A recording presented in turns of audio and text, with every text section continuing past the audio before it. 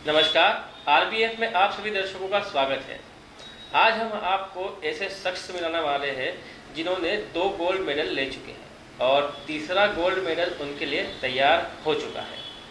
बहुत ही जल्दी तीसरा गोल्ड उन्हें मिलने वाला है और ख़ास बात यह है कि अपनी उम्र सबसे कम उम्र में उन्होंने हाई कोर्ट में एंट्री कर ली।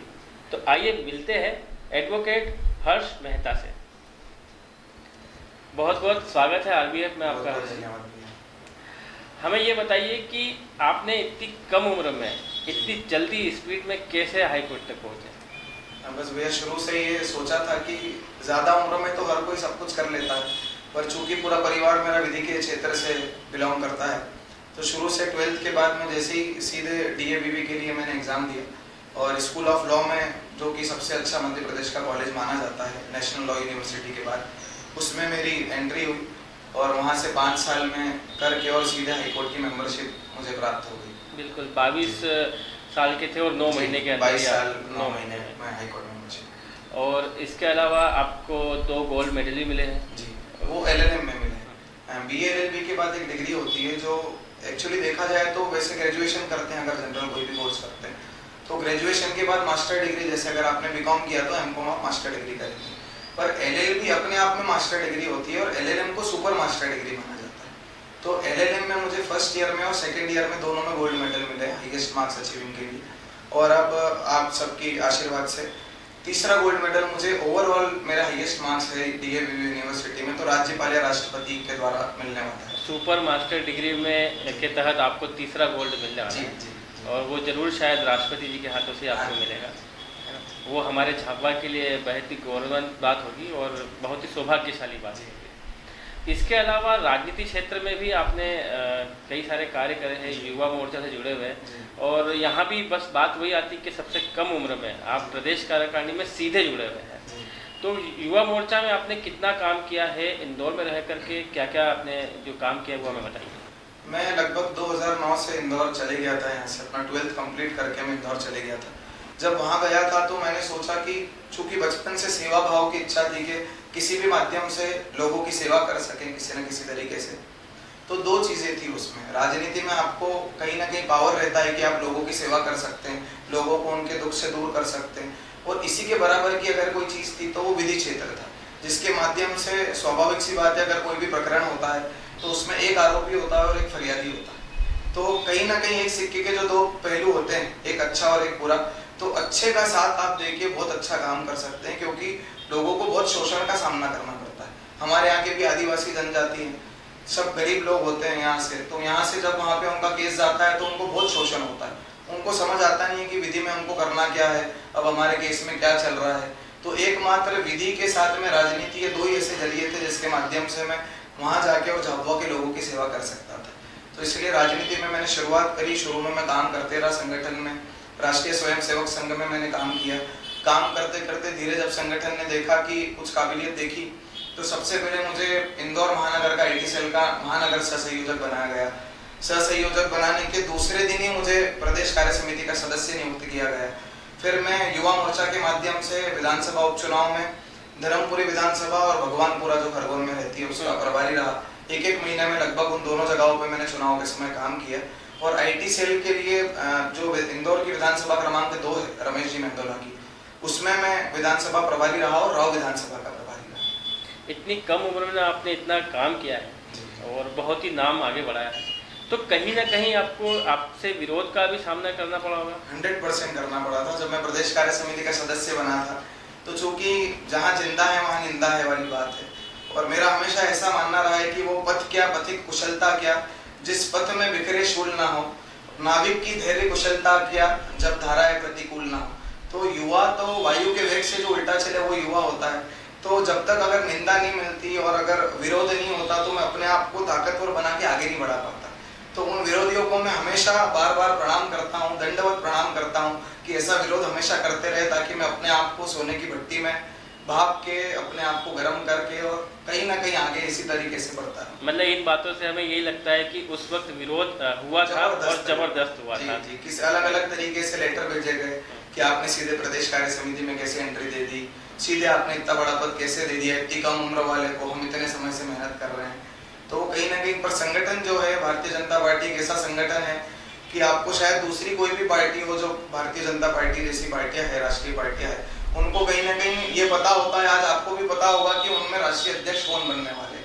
पर एकमात्र भारतीय जनता पार्टी ऐसी पार्टी है जिसमें आज जो हमारे भारत के यशस्वी प्रधानमंत्री माननीय नरेंद्र मोदी जी, आज वो चाय बेचने से लेके राष्ट्रीय स्वयं सेवक संघ में काम स्वयं सेवक की तरह करते करते करते आज देश के सर्वोच्च शिखर पर है।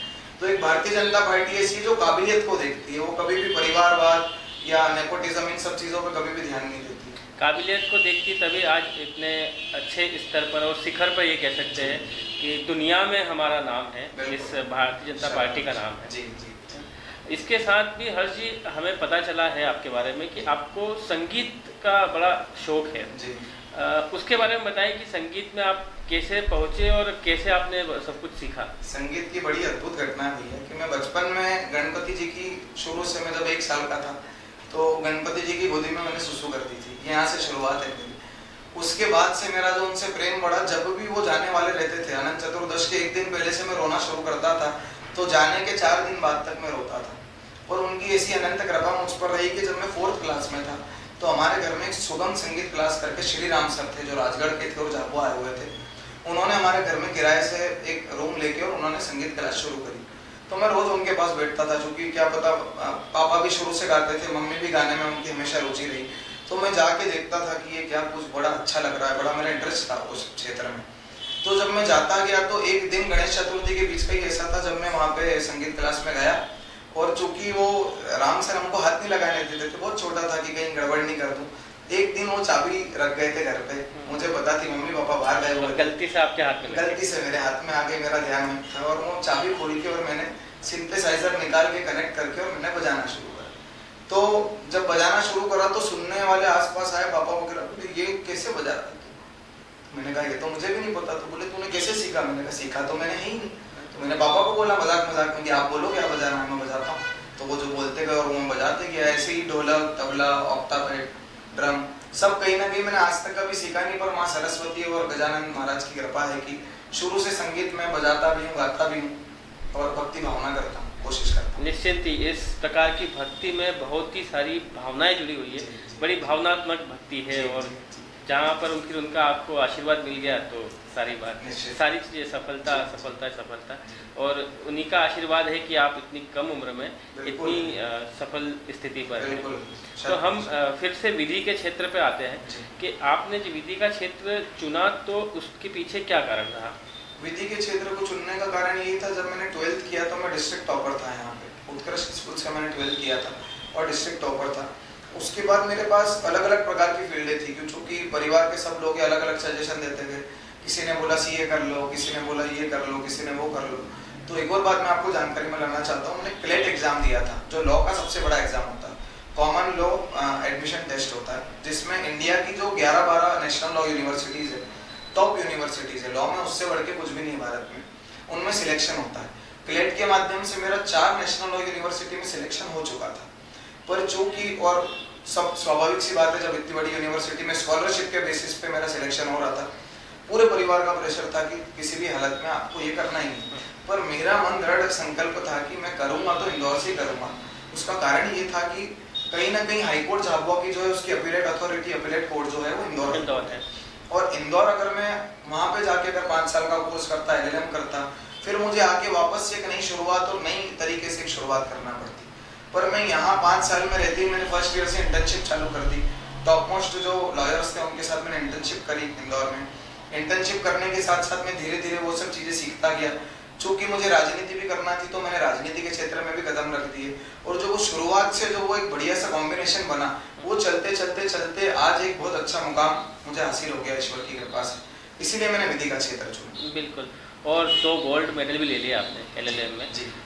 फर्स्ट ईयर में भी आपने सबसे ज़्यादा अंक पाए और मिला, और सेकेंड ईयर में भी यही हुआ कि दोनों के अंक अच्छे मिले, और ऐसा रहा कि यूनिवर्सिटी में ऐसा कोई टॉपर नहीं रहा, आपने सारे रिकॉर्ड तोड़ दिए, इसलिए आपको दूसरा गोल्ड मेडल मिला, और तीसरा भी मिलने ही वाला है, तैयारी में है। लेकिन LLM के साथ में जो आपने मेहनत की है, आपने बहुत ज़्यादा मेहनत की है, उस मेहनत के बारे में भी हम जानना चाहते हैं। उस मेहनत का तो भैया बड़ा अच्छा वाक्य है। मैं बचपन से टॉपर रहा, ईश्वर की कृपा रही, फर्स्ट से लेकर 12th तक हमेशा टॉपर रहा। बीएलएलबी मैंने 87.8% से किया डीएवीपी स्कूल ऑफ लॉ से। उसके बाद जब एलएलएम किया तो कहीं ना कहीं पापा का ये सोचना था कि तू एलएलएम करेगा तो आपको ये वकालत करने में दिक्कत होगी, क्योंकि पढ़ाई भी करना है और फिर आपको प्रैक्टिकल भी करना है। पर मेरा मन था कि नहीं, एलएलएम एक बार कर लिया जाए। तो फिर मैंने एलएलएम में जब करा तो मैंने सोचा कि मैं कर लूंगा बड़ी आसानी से। पर जब मैं एलएलएम के अंदर घुसा तो उसमें अलग अलग सेक्शंस होते हैं, और जब सेकेंड ईयर में आप आते हो तो सेकेंड ईयर में एक डिसर्टेशन बनता है। वो डिसर्टेशन जो होता है, मैंने जो बचपन से लेके बीएलएलबी तक की मेहनत करी, एलएलएम फर्स्ट ईयर की मेहनत करी, और वो जो सेकेंड ईयर की मेहनत थी उन सबसे 4 गुना मेहनत मैंने उस एलएलएम के डिसर्टेशन के लिए की। डिसर्टेशन बेसिकली एक बुक होती है, आपको एक टॉपिक दिया जाता है कॉलेज के द्वारा, जो मुझे डीन के द्वारा दिया गया था। मेरा टॉपिक था caste and gender based violence in India. मतलब जितने भी कास्ट से रिलेटेड हिंसा होती है, जेंडर जो लैंगिक जितने भी होती है हिंसा होती है, उसमें वो इंडिया में क्या है, तो उसमें आपको इकोनॉमिक पूरा देखते हुए, सभी तथ्यों को देखते हुए, और उसमें एक बुक बनानी रहती है। और सबसे जो कठिन बात है उस बुक की, एक प्लेगरिज्म सॉफ्टवेयर होता है गूगल का, यूनिवर्सिटी वालों के पास होता है। जब आप एलएलएम करते हो, आप कोई थीसिस बनाते हो, वो प्लेगरिज्म सॉफ्टवेयर में पूरे गूगल में या दुनिया की कोई भी बुक है, उसका अगर पूरा एक सेंटेंस भी आपने अगर कॉपी करा तो वो प्लेगरिज्म में पकड़ा जाता है कि इसके नोटिफिकेशन दे दिया गया कि हाँ आप नोटिफिकेशन वो लोग चेक करते हैं तो रिजेक्ट हो जाता है। तो मैंने भैया 3.5 महीने के लगभग पूरी रात जग के मेहनत करके, दिन रात रिसर्च करके, मैं झाबुआ भी आया क्योंकि यहाँ भी कास्ट वायलेंस बहुत होता है, आदिवासी समाज है, वनवासी समाज है, तो उनमें भी वायलेंस बहुत होता है कहीं ना कहीं। तो उन लोगों में रिसर्च कर करके और 3.5 महीने रात भर में तैयारी करता रहा। पूरी अपने शब्दों में मैंने बुक बनाई, और मैंने कहीं ना कहीं मन में थोड़ा सा टूट भी गया था कि इतनी मेहनत करना पड़ी, वकालत पे भी चूंकि उस पर प्रभाव पड़ रहा था। पर जब आने के बाद रिजल्ट आया, परिणाम आया, और जब गोल्ड मेडल आया तो वो सब मेहनत बराबर हो गई। तो वो सब कहीं ना कहीं मेरा पारितोषिक मुझे ईश्वर ने दे दी गोल्ड मेडल के। बहुत ही सौभाग्य वाली बात है। अब एक चीज और कि जब आपको गोल्ड मेडल मिला तब वो पल आपके लिए कैसा था? वो पल ऐसा था कि रात को मैं झाबुआ ही था, सहयोग से उस समय झाबुआ आया हुआ था। मैं रात को जब मैं झाबुआ था तो अचानक से फोन आया, बोले हर्ष जी आपको कल किसी भी हालत में इंदौर आना है। तो मैं टेंशन में आ गया थोड़ा सा, मैंने कहा सर क्या बात हो गई? कॉलेज से फोन आया यूनिवर्सिटी से, तो बोले आपको गोल्ड मेडल मिला। सर गोल्ड मेडल किस चीज़ का? तो बोले आपने टॉप किया है। वो पल तो शायद ऐसा था कि मेरी आंखों से आंसू की झरझरी, और जब मम्मी पापा ने सुना तो बोले अरे, क्योंकि पूरा परिवार मेरा विधि में रहा है, मम्मी पापा, बड़े पापा, भैया सभी विधि के क्षेत्र में रहे हैं, और विधि के क्षेत्र में रहते हुए परिवार में सबसे बड़ी उपलब्धि हासिल करना एक बहुत बड़ा मेरे लिए गौरव का क्षण था। तो अगले दिन मैं फिर गया और वो गोल्ड मेडल जब हासिल किया तो अपने आप में मैं शब्दों में बयान नहीं कर सकता हूँ जो उस समय की मेरे अंदर फीलिंग। और इसी के थ्रू आपको जब दूसरा गोल्ड मेडल मिला जी, तब की क्या स्थिति थी? वो तो बिल्कुल अद्भुत था। मतलब वो तो भैया कल्पना ही नहीं थी, क्योंकि वो संभव ही नहीं था दूसरी बार गोल्ड मेडल मिलना। पर जब उनके द्वारा कहा गया कि आपने ओवरऑल जो मार्क्स होते हैं उसमें आपके हाईएस्ट है, और 2 दिन बाद एनुअल फंक्शन है, और उसमें आपको ही अतिथि के रूप में रहना है, और आपको गोल्ड मेडल दिया जाएगा, मतलब आप हमारे कॉलेज का गौरव हो। जब उन्होंने बोला तो मैं 2 मिनट तक तो जवाब ही नहीं दे पाया, वो हलो हलो करते रहे। और फिर 2 मिनट बाद मैंने सोचा कि मैं सपना तो नहीं देख रहा हूँ, क्योंकि दूसरा गोल्ड मेडल एलएलएम में ये स्थिति होती है भैया कि एलएलएम को पास करना ही अपने आप में एक बहुत बड़ी बात होती है, एलएलएम को क्वालिफाई करना। ऐसे इतने कठिन सब्जेक्ट में, इतने कठिन क्वालिफिकेशन में अगर 2 गोल्ड मेडल मिल जाए तो कहीं ना कहीं वो ईश्वर की कृपा ही मानी जाएगी, क्योंकि मेहनत तो सब करते हैं, पर ईश्वर कहीं ना कहीं इस चीज़ में कहीं ना कहीं मुझे मार्गदर्शन मिलता रहा। मेरे टीचरों का बहुत मार्गदर्शन मिला कि मैं कैसे करूं, क्या करूं, परेशान भी हो रहा था। मम्मी पापा का बहुत मार्गदर्शन मिला, मेरे साथियों का बहुत मार्गदर्शन मिला। उसके बाद वो करते करते कहीं जब दूसरा गोल्ड मेडल मिला, क्योंकि उसमें सबसे ज़्यादा मेहनत मेरी दूसरे गोल्ड मेडल में थी, क्योंकि वो मैंने बुक लिखी थी, और जब वो बुक लिखी तो वो बुक सबसे टॉप बुक में ली गई, और यूनिवर्सिटी की सभी लाइब्रेरी में वो बुक उपलब्ध है। तो वो मेरे लिए बड़ा ही अद्भुत और सबसे अच्छा क्षण था शायद मेरे जीवन में। और अब आपको तीसरा गोल्ड मेडल मिलने वाला है जी, तो उसका इंतजार पल पल कैसा रहता है? वो इंतजार बड़ा ही कठिन है, चूंकि कोरोना का वैश्विक महामारी से पूरा देश गुजर रहा है। तो खैर भगवान से यही प्रार्थना है कि गोल्ड मेडल तो ठीक है मिलते रहेंगे, पर सबसे पहले हमारे देश को इस महामारी से जल्दी से मुक्त करे, ताकि हम वापस से सुचारू रूप से हमारा जीवन जी पाए। पर वो गोल्ड मेडल की प्रतीक्षा भी मैं शब्दों में अभिव्यक्त नहीं कर सकता हूँ, क्योंकि वो शायद मेरे जीवन का सबसे बड़ा क्षण होगा। मैं नहीं मानता कि शायद इसके बाद इतना बड़ा कभी क्षण मुझे देखने मिले कि माननीय महामहिम राज्यपाल महोदय या महामहिम राष्ट्रपति जी के हाथों मुझे गोल्ड मेडल मिलेगा, मेरे जीवन का सबसे अद्भुत क्षण रहेगा। और हम यही प्रार्थना करते हैं कि वो क्षण जल्दी से आए और ये कोरोना महामारी भी जल्दी से खत्म हो। आरबीएफ में आने के लिए आपका बहुत बहुत आपके आरबीएफ के लिए मैं अंतर्मन से ईश्वर से यही प्रार्थना करता हूँ कि आदिवासी बाहुल्य जिले में, आंचल में आपने रहते हुए एक नई शुरुआत की, जो प्रतिभाओं को उभारने की, क्योंकि मीडिया तो हर तरीके से काम करता है, पर प्रतिभा को बुला के उसकी सब चीज़ों का प्रोत्साहन जो प्रोत्साहित कर रहे हैं, ईश्वर से यही कामना करता हूँ कि जिले में ही नहीं, प्रदेश में नहीं, देश के सर्वोच्च शिखर के निर्विघ्न सफलता आपको प्राप्त हो। और आपकी पूरी टीम को अंतर्मन से बहुत बहुत धन्यवाद देते हैं। आपको भी बहुत बहुत धन्यवाद। तो दर्शकों, हम एक ऐसे शख्स से मिले हैं जिन्होंने अपनी बहुत ही कम उम्र में इतनी सारी उपलब्धियां प्राप्त की हैं, चाहे संगीत का विषय ले लो या पढ़ाई का या फिर राजनीति का, हर क्षेत्र में इन्होंने सफलता कायम की है, वो भी बहुत ही कम उम्र में। आरबीएफ के साथ बने रहिए। नमस्कार।